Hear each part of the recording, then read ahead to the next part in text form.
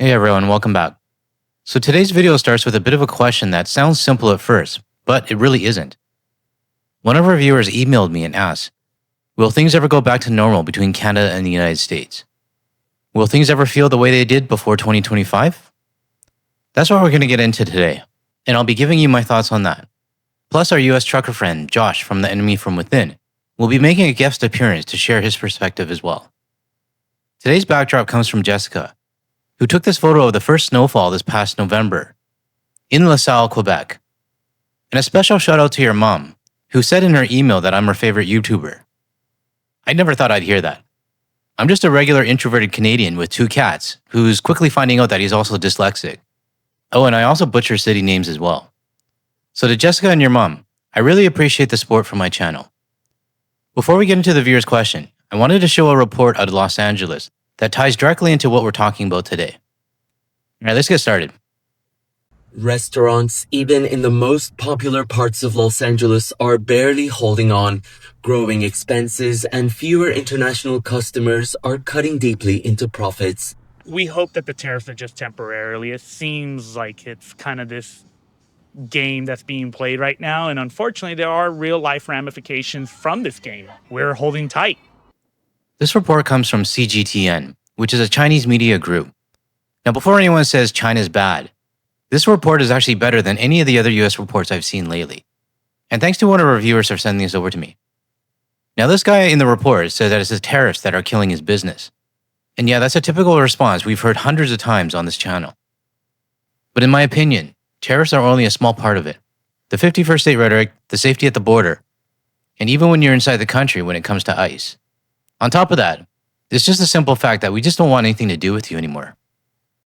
Just because we don't know what's going to happen. Tariffs had already created uncertainty around imported goods, but the decline in foreign visitors has made things worse. The World Travel and Tourism Council is projecting a steep 8.2% fall in international arrivals into the US for 2025.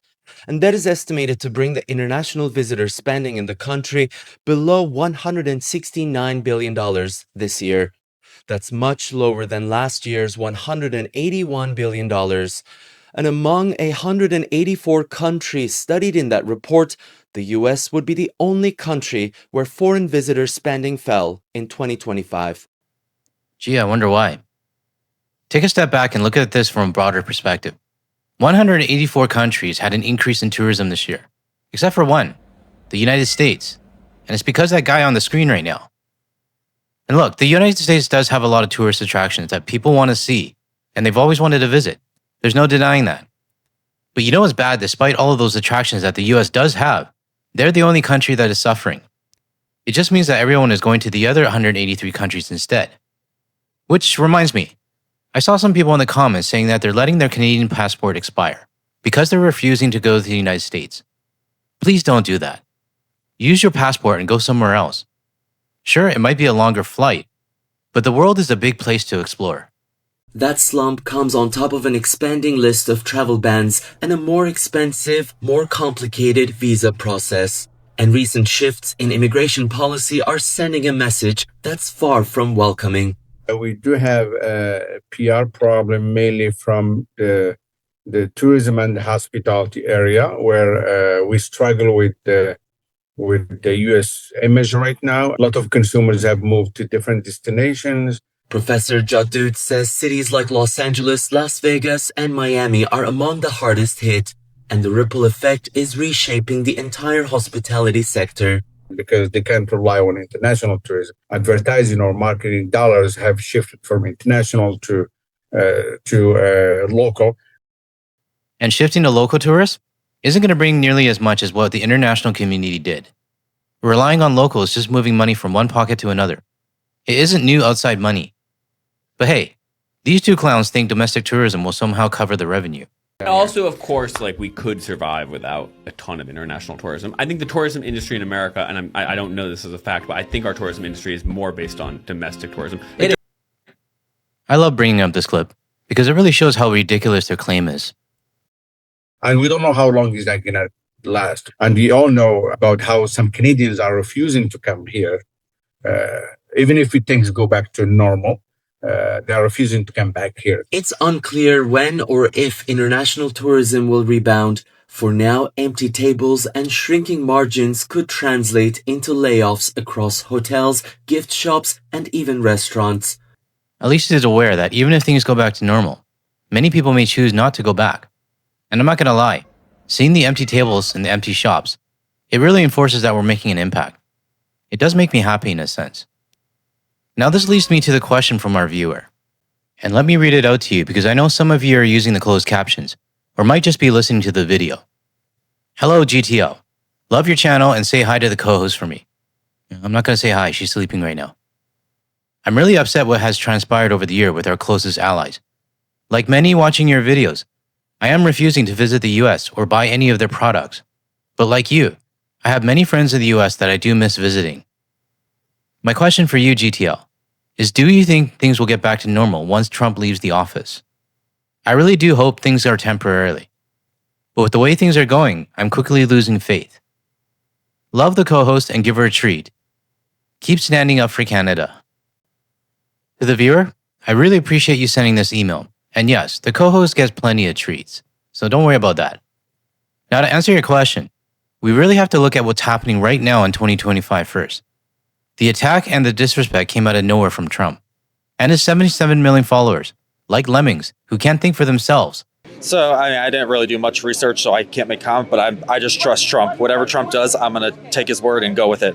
He's the best guy on the planet. Escalated the 51st state rhetoric. I live here in Washington, D.C., and we're looking forward to having you as our 51st state. With our Canadian friends, our 51st state. Encouraging ICE to detain more people. It's been a horrible start to 2025, and we're not even finished the first year of his term. Canada, Greenland, and Panama have all been targets for a takeover by the orange guy. And now with the National Security Strategy document out, it's only looking worse as the days, if not hours, go by. Every morning I wake up, I look to see what other stupid things he or his lapdog Hoekstra have said, just to continue pushing Canadians away. And just imagine what things will be like towards the end of his term. Or hell, I wouldn't put it past him that he tries for a third term. I haven't even mentioned the tariffs, trade, or the existing deals that we had with the US, like the F-35s which are currently under review. This year has been a complete shit show when it comes to the US, who's supposed to be our so-called best friend and neighbor. But what's just as bad as the annexation threats, the disrespect, and the radical tariff policies is that Canadians are really starting to see the true colors of many US citizens on the right. And not just on the right, but even some on the left in government and official roles. Like that attempt from Plattsburgh in my last video, trying to show that they remember Canada by making that cheesy video about what we've done for the US. You don't need to remind us. We already know what we did for you. Show your own damn citizens, not us. I could go on for hours about the what the fuck moments with the US, but I don't want to bore you, and I also don't want to make myself even more angry. So to answer your question on whether things will go back to normal with the US, my answer is no. And this is just me. I'm sure a lot of people agree with me as well. Here are my 3 reasons why it will never be the same again. Number 1, you don't go and threaten a country and expect citizens just to forget. Even if a more normal president goes in the office in the future, no amount of apologies will change what happened. And let's not forget, there's still 3 more years of potential damage that's going to happen. Which leads me into my number 2. Even with a new president, a normal president, that's just still one person in the White House. What still remains are the 77 million people who egged on the insults, the rhetoric, and the threats against our country. People like this in my comments, they're not going anywhere. And they're going to continue their bullshit moving forward, even with a new administration. Aside from the citizens and the MAGA crowd, we still have the Republican Party. And I feel like it's forever tarnished. They're not going anywhere either. Some of these people that you see on the screen right now, they'll carry on after Trump is gone. But they'll still continue the stupid policies, the rhetoric, and the radical methods that Trump has made feel normal. It's all going to continue. Then you have guys like this idiot right here. I don't need to say much about him. But in case you don't know who he is, he basically sent us a letter telling us how to join the US with step-by-step instructions and what we have to give up, but what we get in return. I bring this guy up because there's millions more just like him. Which leads me to my last point, number 3. We still have 3 more years of this clown show to the south of us. And Canada and the rest of the world is quickly learning that we should not be depending on the United States anymore.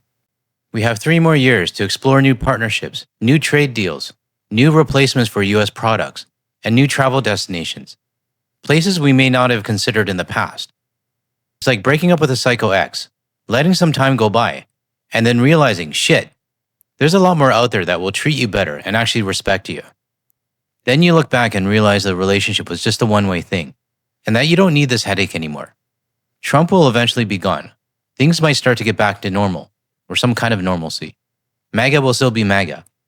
But what I will not forget is what many US businesses, tourism officials, and government officials did when shit hit the fan. They blamed the tariffs, the weather, the exchange rate, and every other excuse except their own president. But not only that, we were only their friend once the money stopped filling their cash registers. So for me, it will never be the same even after Trump leaves the office. I don't want to spend money in a country where I have to wonder, did this shop owner vote for the president who wanted to take over my country?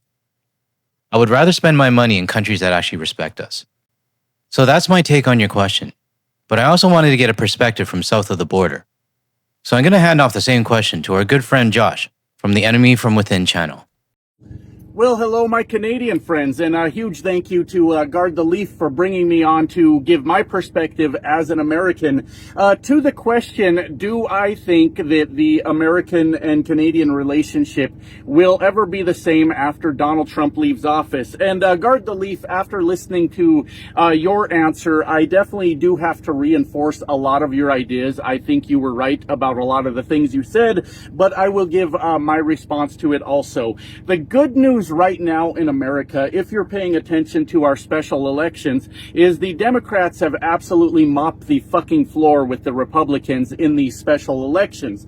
If we can carry that momentum into the midterms, then get the Democrats in there to block Donald Trump, we effectively neuter him at that point, and we've got to pull through in those elections, send him into that lame duck status, and that will be the ideal scenario to get Donald Trump to shut the fuck up even sooner, which is kind of what a lot of us are hoping for. That's what we're hoping will happen. And there is a lot of people in America that are concerned with the midterm elections. All the Republicans are just going to steal it. They're going to find a way to rig it. And I don't actually believe that. I believe that if they had the power to rig it, or if they were going to go ahead and rig it, they wouldn't have that senile old bastard Donald Trump out on the campaign trail. If they were just going to take the election anyways, they wouldn't be doing that, and there would be absolutely no reason to pretend we still had elections in place if they've already taken over. So I think we have a good shot to stop Donald Trump in his tracks once these midterm elections happen,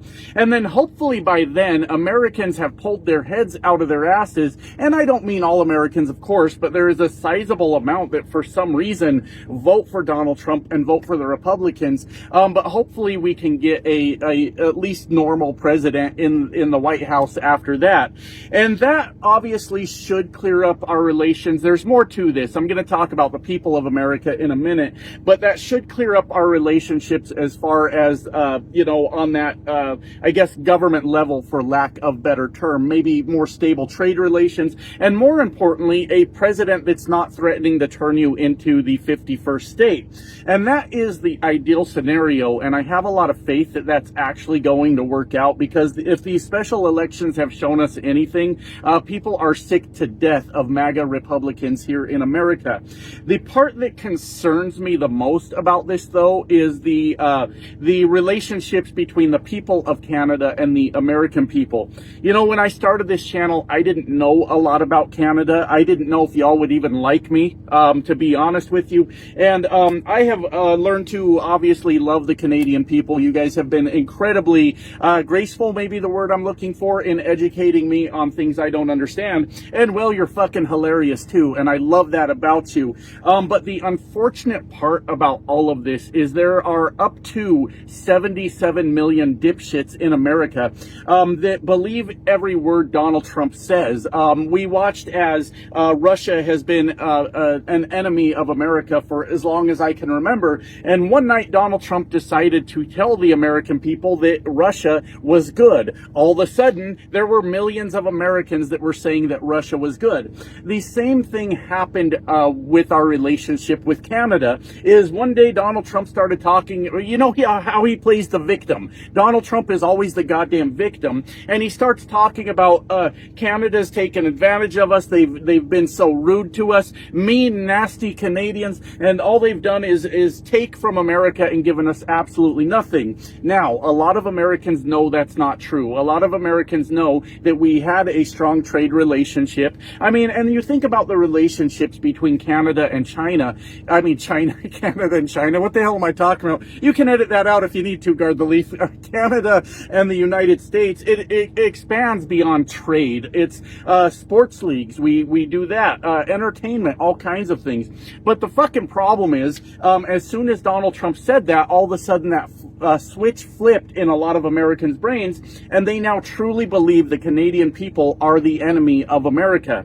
And that is an extremely frightening thing that is going to last for at least the next 50 years in this country, where people will be sitting there with a red hat on, with 50 years from now with like a grandkid on their lap talking about what a piece of shit the Canadians are. And that's really going to be the struggle to overcome in the long run. Of course, I'll be an advocate for the Canadians and say this is all bullshit, but that is going to take years, at least a generation, to start coming back to normal. But as far as on the politics level, yeah, absolutely. There is definitely a chance to clear this all up.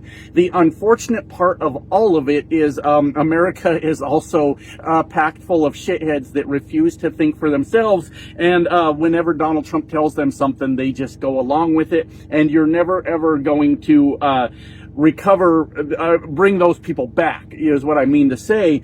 And for that reason alone, the people of Canada are going to have a hard time trusting the people of America for years to come. The damage has been done on that front. I wish I had good news, but unfortunately, I live in this country and I watch it happen over and over and over. But if it matters, if it helps, I still love the Canadians. I love you guys a lot. So, hey, that's all we need, baby. Anyways, thank you, Guard the Leaf. Hope I gave you a satisfactory answer. Hey, we'll just keep pushing forward, and we'll keep fighting through it, and we'll all come out better in the end. Love you guys. Bye now.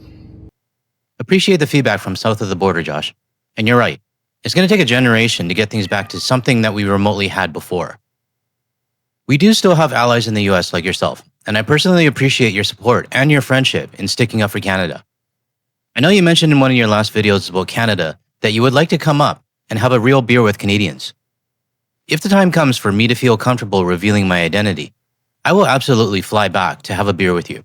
This I promise. So thanks again, Josh, for the help. To the viewer who sent the question, I hope my answer, as well as Josh's, gives you perspective from both sides of the border.